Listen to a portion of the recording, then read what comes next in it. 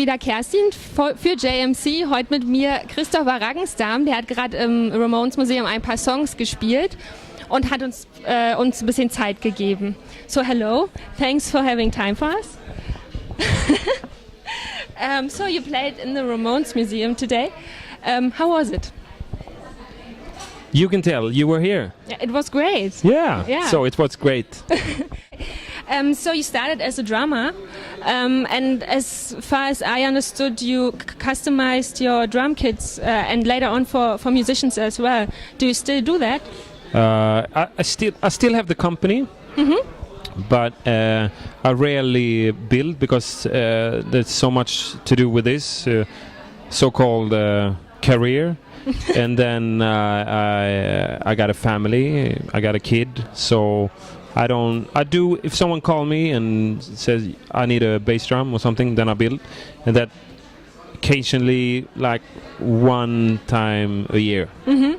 And how come you changed the instrument and start as a singer-songwriter? I would like to do something new, just something, I started to get okay playing drums, not like super good, but I was starting to get, and it was I was getting to a point where I felt it was time to do something new, and I always enjoyed the instrument guitar, and then I just played, and I never learned. I think I'm never going to be one of those guitar heroes or something, but I started pretty early to. After I just picked up the guitar, I understand how to write songs anyway. So from then, And as a drummer, I think you have another approach to music. So does that influence the way you write your songs? Or I don't think that affect my songwriting as from being a drummer, but it affects my way of playing another instrument, because I think to start, that's the first instrument I think everyone should start with is drums, because then you to learn to separate all the like bass drum, hi-hat, so that's a good thing, but besides I don't think so. Okay. And I read that you also wrote soundtracks first in Sweden and then also in Japan. How does that start? Why do you wrote soundtracks? I know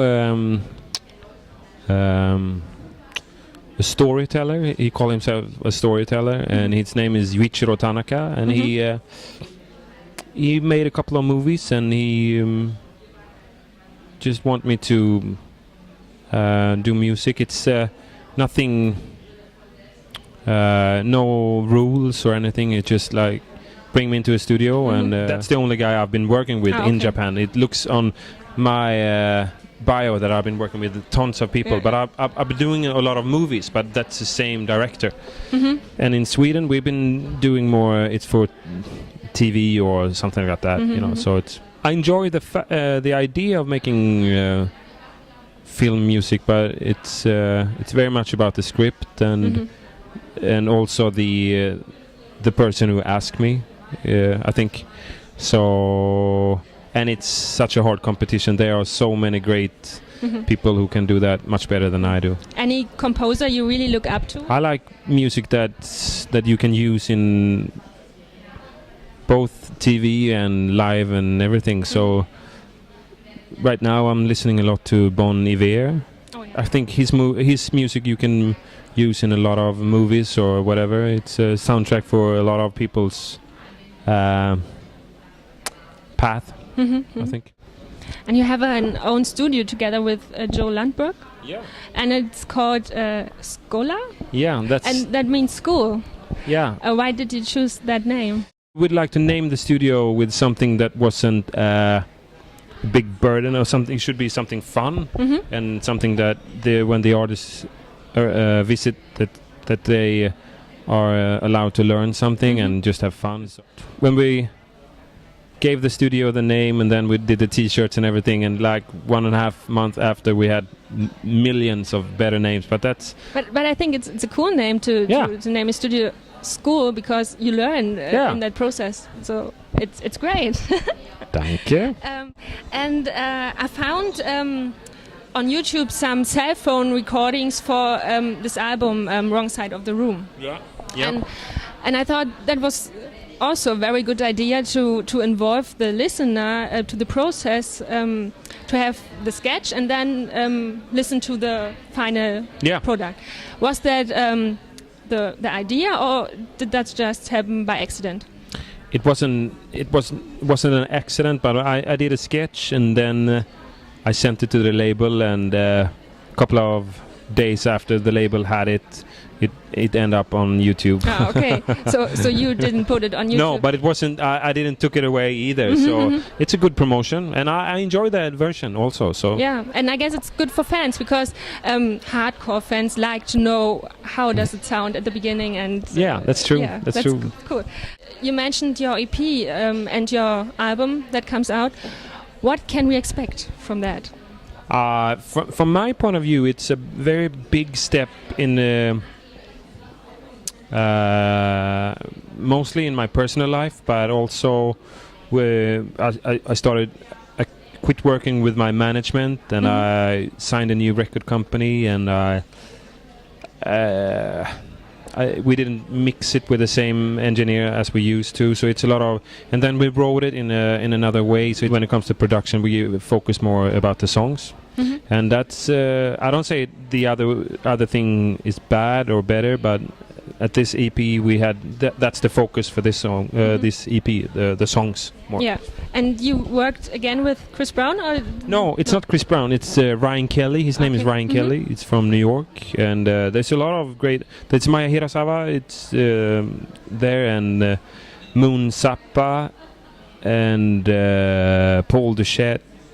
There's a lot, and other people from Sweden. So it's a pretty nice following of people that we invited to the studio. Through the last years, many artists from Sweden became quite popular. We have Mando Diao, The Hives, Cardigans, Money Brother, just to name a few. Where do you see yourself in that scene, that Swedish music scene? Or do you... Yeah, you have quite a connection to New York, I think I've been doing much more shows in the United States than I've done in Sweden the last year, but that's because I was promoted in a strong way, so I had to be there a lot. But my connection to all of these bands are none, actually. I don't know them, or I totally respect them, but I don't know them as person. I've seen them, but I'm something else. Yeah. Okay. So there is nothing here in Berlin. It's quite a big scene, so everybody knows everyone, and everybody supports everyone. So this is not. Yeah, that's very common also. But Mando Diao isn't from Gothenburg, or Money Brother isn't from Gothenburg either. I'm from Gothenburg. We are very loyal in Gothenburg, but yeah, okay. But it's that I know a lot of Gothenburg bands.